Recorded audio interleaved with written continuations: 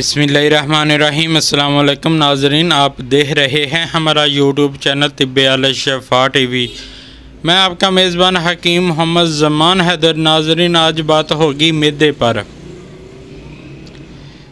मैदा तंदरुस्त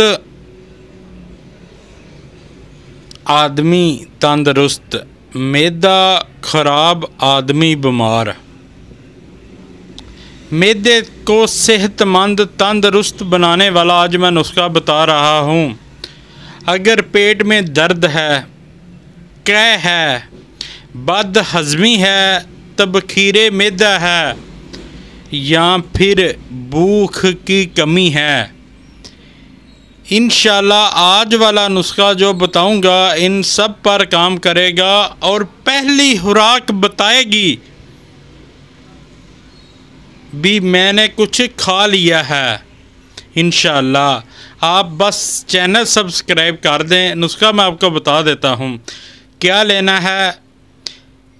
मिर्च स्याह, सब्ज़ लाची, नुशादर ठिकरी और फिल दराज यानी लंबी मिर्च। ये चार चीज़ें हैं। सभी बराबर वज़न ले लें, 5-5 तोला ले लें।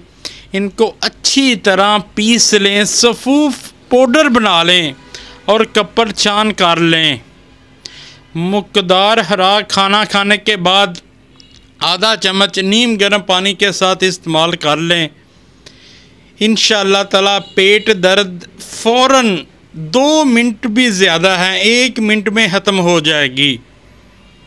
और भूख की कमी, भूख इतनी लगेगी इंसान खुद हैरान रह जाएगा मैंने क्या खा लिया है।